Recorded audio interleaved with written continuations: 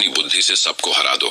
बस 21 दिन में आपकी बुद्धि इतनी तेज हो जाएगी कि आप दूसरे लोगों को बोलने का मौका ही नहीं दोगे। बस आपको गौतम बुद्ध ने बताएं, इन आदतों को अपने जीवन में अपनाना होगा। तो चलिए जानते हैं उन आदतों के बारे में।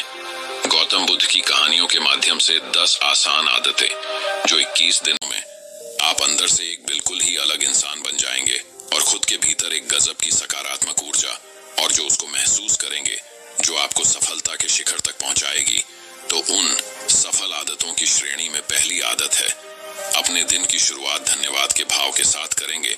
सुबह जैसे ही आपकी आंख खुले तो कुछ भी सोचने से पहले, कुछ भी करने से पहले, बिस्तर से उठने से पहले अपने दोनों हाथों को जोड़कर आसमान की तरफ देखते हुए जिसकी शक्ति पर आप विश्वास करते हैं, उसका आह्वान करते हुए उन 3-4 चीजों को याद कीजिए जिसके लिए आप ईश्वर की उन 3-4 लोगों, चीजों या घटनाओं के लिए ईश्वर का आभार व्यक्त कीजिए जिनकी वजह से आपके जीवन में बेहतरी आई है, आप ज्यादा खुशहाल और समृद्ध हुए हैं।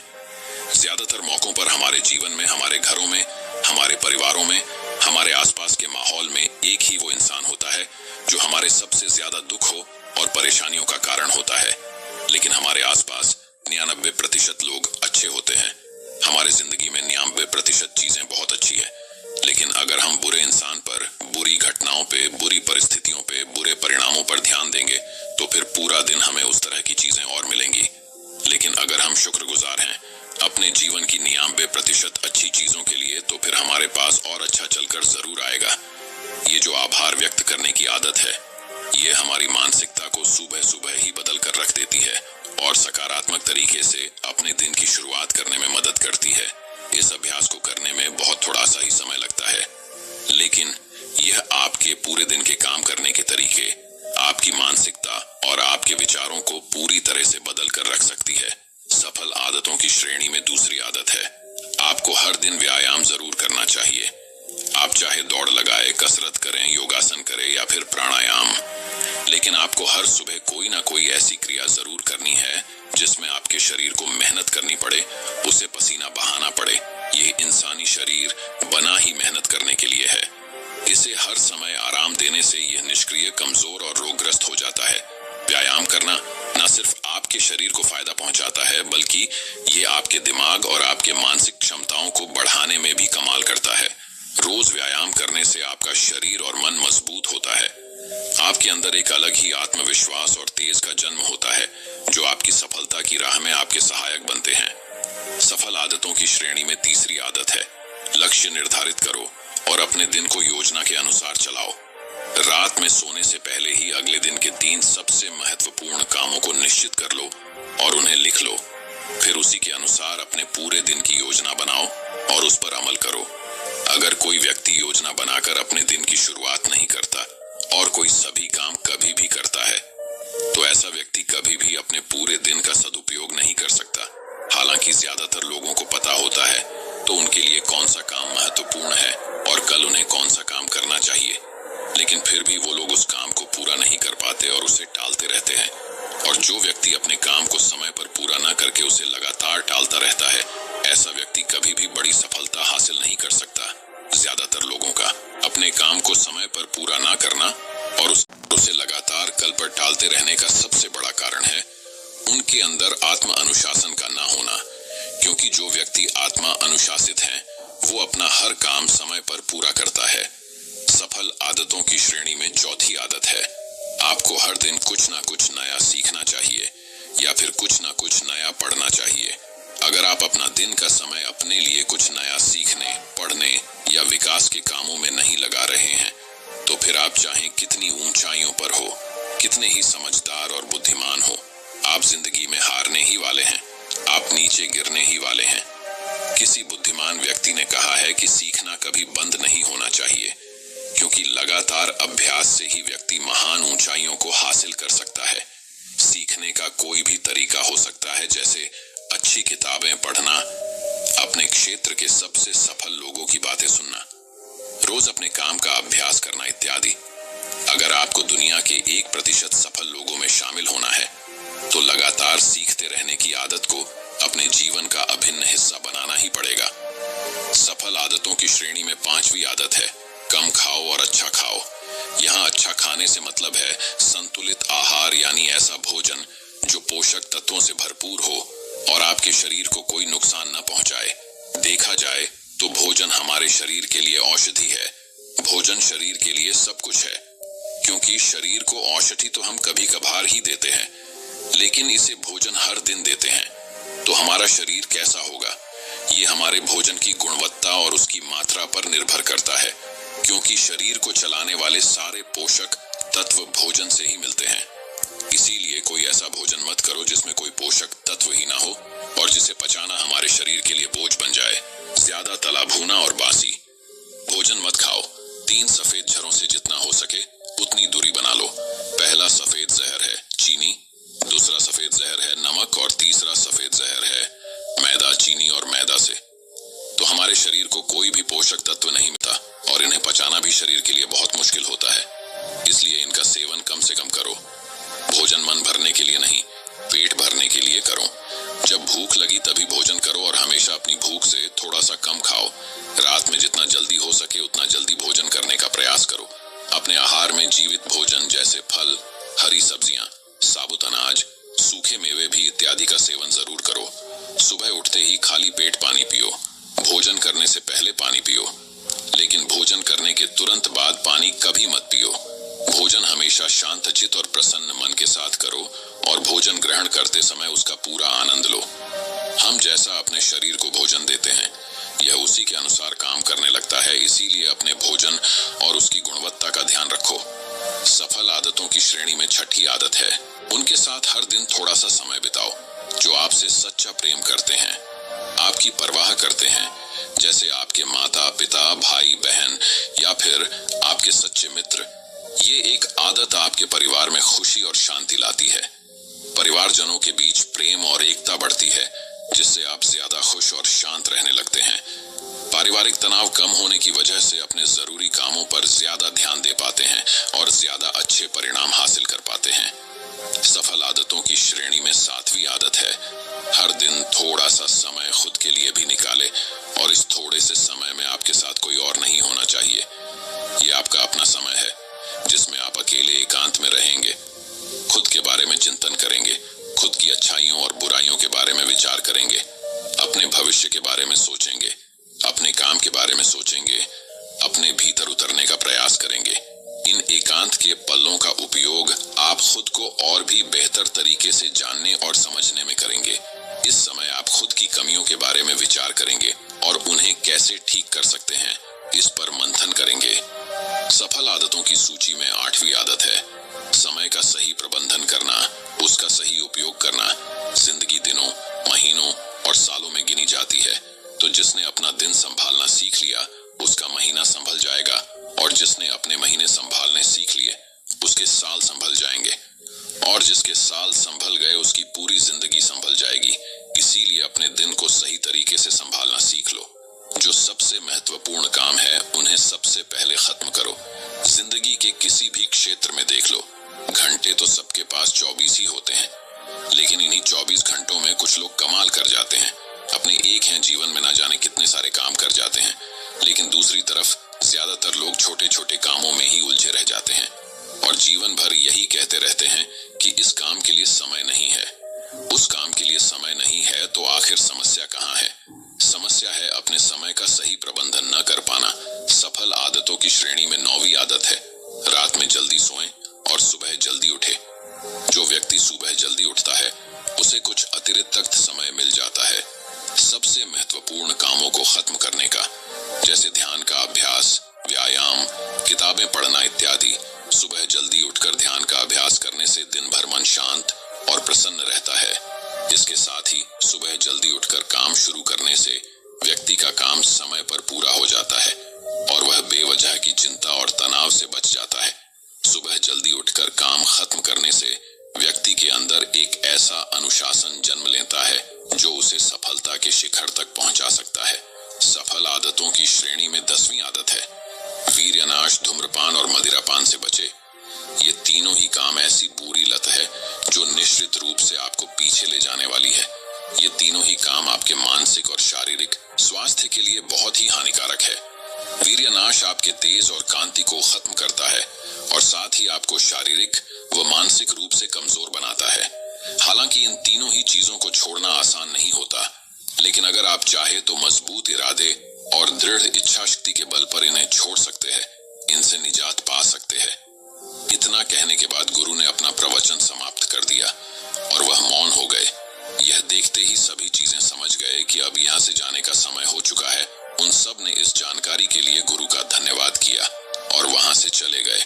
तो दोस्तों, उम्मीद करता हूँ आपको इस कहानी से एक अच्छी सीख मिली होगी।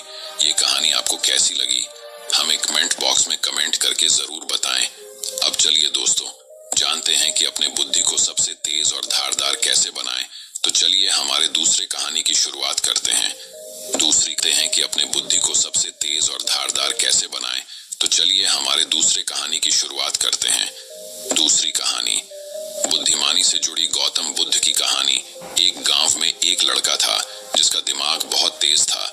उसकी यह खासियत थी कि वह किसी भी चीज को बहुत ही आसानी और कम समय में सीख लेता था, जबकि उसी चीज को सीखने और समझने के लिए अन्य लोगों को काफी समय लग जाता था। लड़के की यह ख्याति दूर दूर तक फैल गई। सभी लड़के की तारीफ में कहने लगे कि उसके जितना बुद्धिमान कोई नहीं है। लड़का चित्रकारी, मूर्ति बनाना, गीत गाना जैसे अन्य कई चीजों को जानता था। अपनी प्रसिद्धि को बढ़ाने के लिए वह अन्य काम और चीजों को भी सीखने लगा। इस तरह से उसे अपनी बुद्धिमत्ता पर अहंकार हो गया, क्योंकि वह साधारण व्यक्ति होकर कई असाधारण काम भी आसानी से करने लगा था।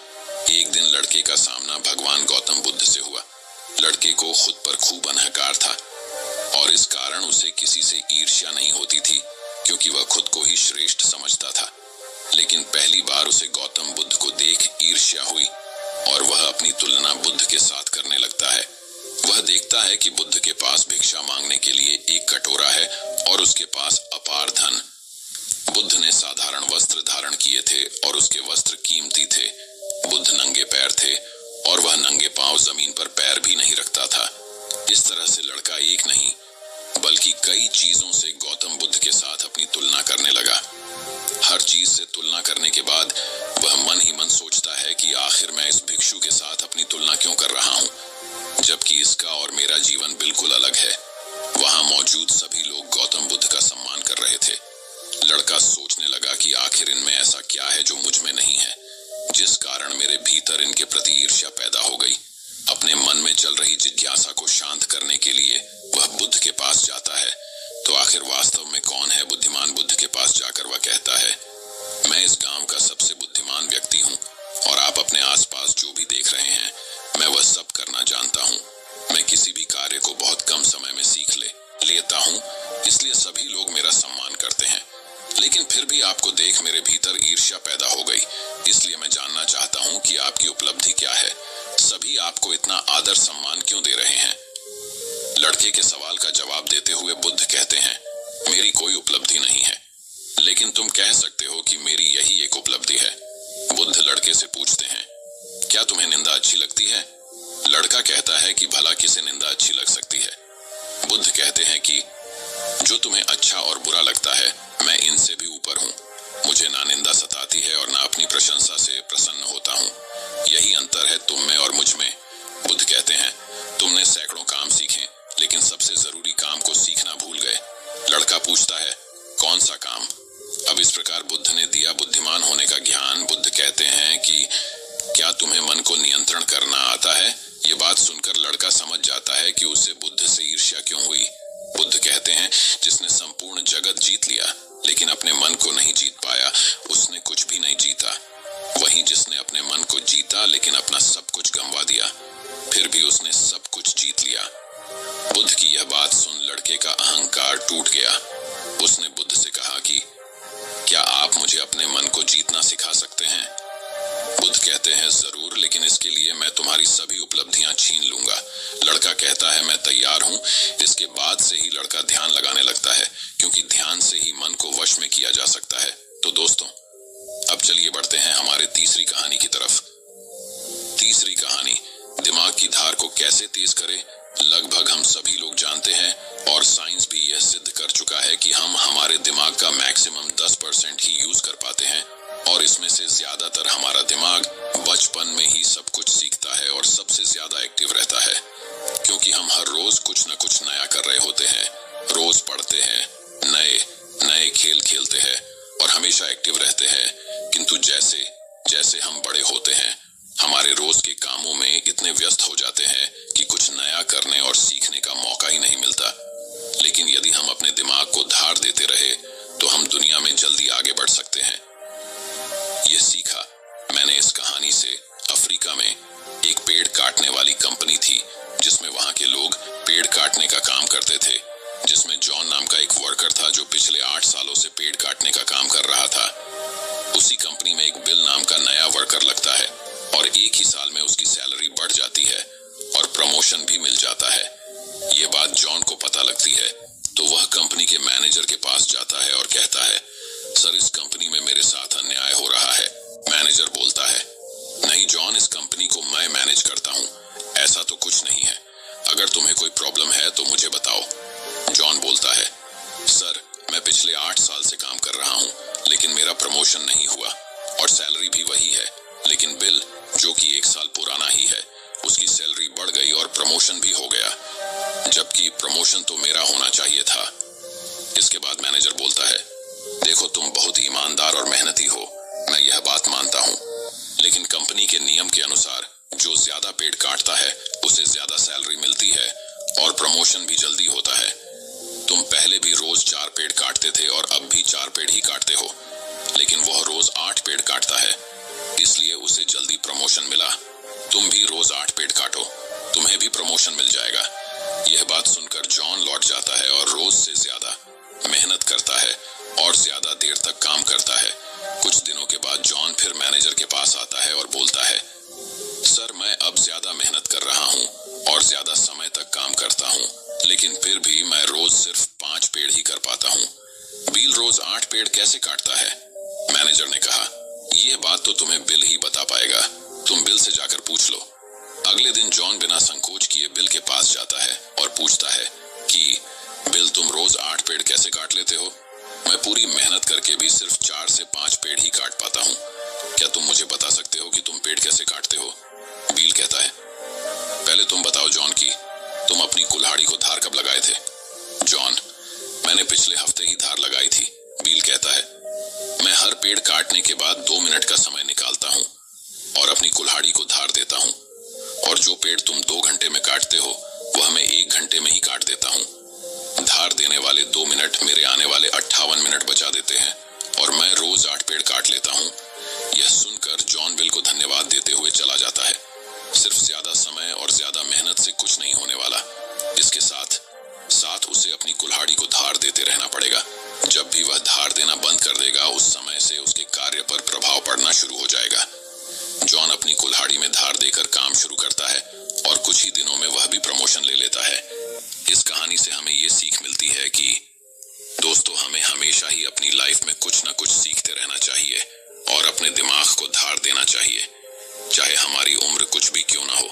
मैंने कुछ दिनों पहले सत्य नाडेला, जो कि माइक्रोसॉफ्ट के सीईओ बने हैं, उनके बारे में पढ़ा था कि वह आज भी नए नए कोर्स ज्वाइन करते रहते हैं और नई नई किताबें पढ़ते हैं। उन्हें आज भी नया सीखने में कोई संकोच नहीं है और शायद इसीलिए वह इतनी बड़ी पोजीशन पर है। सक्सेस वही होते हैं जो समय के साथ बदलते हैं और प्रगतिशील रहते हैं। जिस तरह तालाब का पानी एक जगह स्थित होकर कुछ ही दिनों में सड़कर बदबू देना शुरू कर देता है, लेकिन नदी जो हमेशा बहती रहती है, प्रगतिशील होती है, उसका पानी साफ होता है। उसी तरह से जो लोग नई नई चीजें पढ़कर और सीखकर अपने दिमाग को धार देते हैं, वही दुनिया में आगे बढ़ते हैं। तो दोस्तों, चलिए बढ़ते हैं हमारे चौथी कहानी की तरफ। चौथी कहानी, दोस्तों, बहुत समय पहले की बात है। चंदनपुर नाम का एक राज्य हुआ करता था। चंदनपुर का राजा बड़ा ही दानी और प्रतापी था। उसके राज्य में सब खुशहाल थे, पर राजा एक बात को लेकर बहुत चिंतित रहा करता था कि धर्म व दर्शन पर लोगों के विचारों में सहमति क्यों नहीं बनती। एक बार राजा विभिन्न धर्मों के उपदेशकों को आमंत्रित किया और एक विशाल कक्ष में सभी को एक साथ रहने का प्रबंध करते हुए कहा, अब अगले कुछ दिनों तक सब एक साथ रहेंगे और आपस में विभिन्न धर्मों और दर्शनों पर विचार विमर्श करेंगे, और जब सभी के विचार एक मत हो जाएंगे तो मैं आपको ढेरों उपहार देकर यहाँ से विदा करूंगा। और ऐसा कहते हुए राजा वहां से चला गया। कक्ष में घोर विचार विमर्श हुआ। सभी अपनी अपनी बात समझाने में लगे रहे, पर कुछ दिन बीत जाने पर भी वे एक मत नहीं हो पाए। पड़ोसी राज्य में रहने वाले एक महात्मा जी को जब ये बात पता चली तो वह तुरंत राजा से मिलने पहुंचा। उसने कहा, हाय राजन, मैंने सुना है कि तू बड़ा दानी है, क्या तू मुझे भी दान देगा? महात्मा जी बोले, अवश्य, बताइए आपको क्या चाहिए? राजा बोला, महात्मा जी, मुझे तेरे अनाज के गोदाम से कुछ अनाज चाहिए। राजा, जी बिल्कुल, आप मेरे साथ आइए। राजा उन्हें गोदाम तक ले गया। वहां पहुंचते ही महात्मा जी बोले, अरे ये क्या राजन, तुम्हारे गोदाम में तो तरह तरह के अनाज रखे हैं, तुम इन सब की जगह कोई एक ही अनाज ही क्यों नहीं रखते? राजा को यह सुन थोड़ा अचरज हुआ और वह बोला, यह कैसे संभव है? अगर मैं गेहूं, चावल, दाल इत्यादि की जगह बस एक अनाज ही रखूंगा तो हम अलग अलग स्वाद और पोषण के भोजन कैसे कर पाएंगे? और जब प्रकृति ने हमें इतने ढेर सारे अन्न दिए हैं तो बस किसी एक अन्न का ही प्रयोग करना कहाँ की बुद्धिमानी है?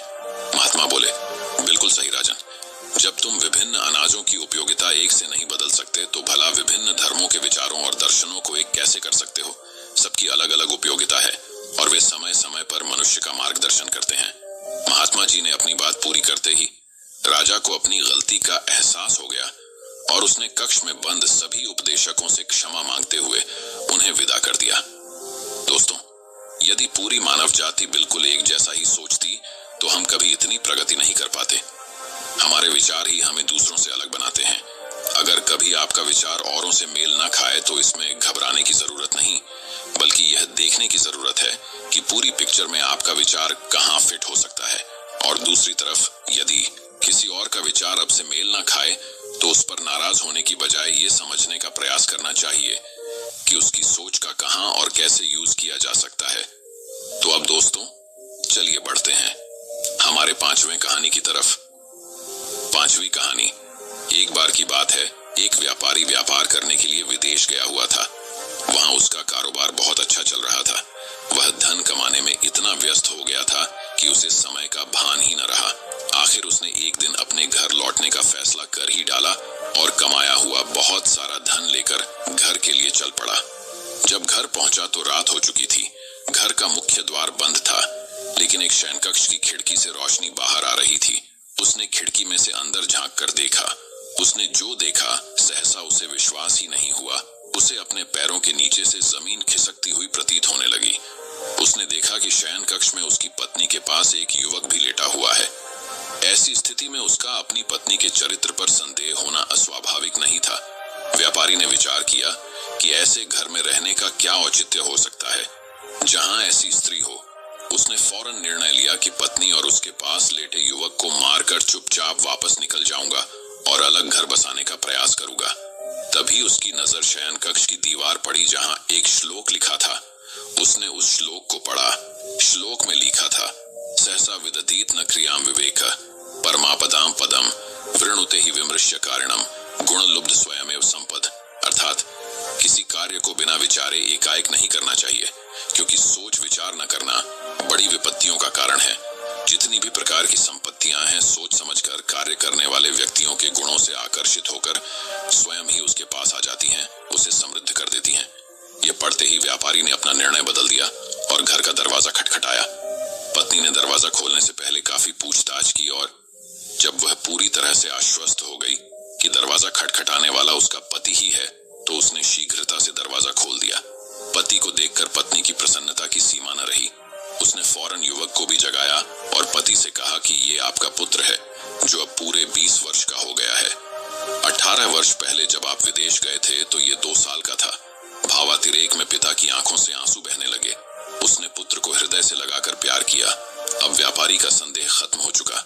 दोस्तों में एक श्लोक के सार्थक संदेश ने न केवल उसे पुत्र हत्या होने के पाप से बचा लिया, अपितु उसकी गृहस्थी भी उजड़ने से बच गई। विमर्शकारिता अर्थात सोच समझकर कार्य करना व क्षिप्रकारिता अर्थात जल्दबाजी न करना महान गुण है। जीवन में भ्रांतियां अथवा समस्याएं उत्पन्न होना स्वाभाविक है। जब अचानक कोई भ्रांति उत्पन्न हो जाए अथवा समस्या आ खड़ी होती है तो हम घबरा जाते हैं और फौरन प्रतिक्रिया करते हैं।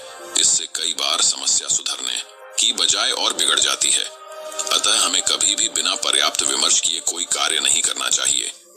कहा गया है कि जल्दी का काम शैतान का होता है। जिस प्रकार से रोग का उपचार करने के लिए उसका सही निदान अनिवार्य है, उसी तरह से कोई समस्या हो अथवा भ्रांति को दूर करने के लिए भी पर्याप्त विचार विमर्श करना अत्यंत आवश्यक है। दोस्तों, मैं उम्मीद करता हूँ कि यह कहानी सुनने से आपके जीवन में अच्छे बदलाव आए होंगे। आपको इस वीडियो से क्या सीखने मिला, ये कमेंट करके जरूर बताएं और अपने परिवार, दोस्तों या आपके करीबी इंसान के साथ ये कहानी शेयर करके उन्हें भी इस ज्ञान से परिचित करवाएं। बाकी अगर आपको यह वीडियो दिल से अच्छी लगी हो तभी इस वीडियो को लाइक कर देना, और आपने अब तक इस चैनल को सब्सक्राइब न किया हो तो चैनल को सब्सक्राइब भी जरूर कर देना। आपका हर दिन शुभ हो और खुशियों से आपका जीवन भरा रहे। धन्यवाद। नमो बुद्धाय।